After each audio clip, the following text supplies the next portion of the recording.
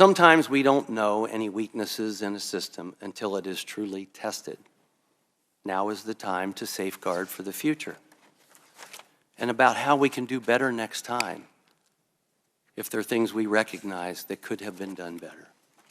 It's now a time to look at the things we did well as well.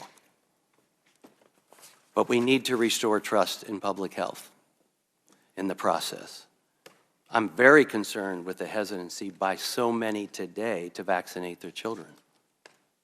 That's a grave concern of mine. VAERS has been the source of attention and controversy since the beginning of the COVID-19 vaccine rollout.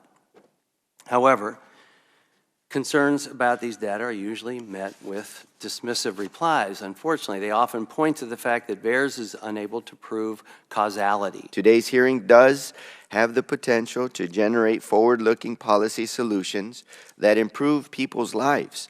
However, it only does so if we approach this topic with care. Because if we don't, I worry that we are opening a Pandora's box that I fear we won't be able to close again.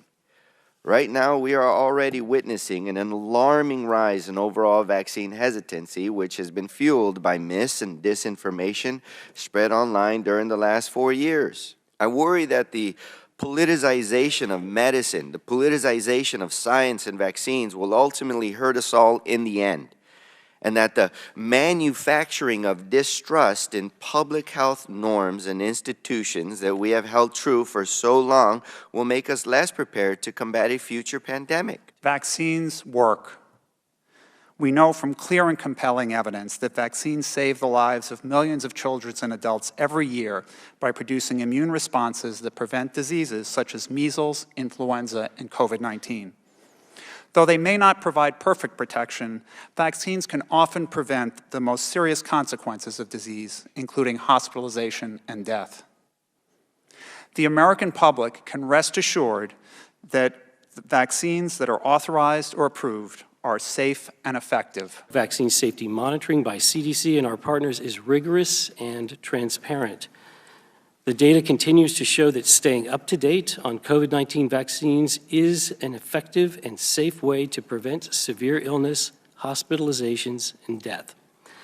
The development and administration of COVID-19 vaccines is a remarkable scientific achievement.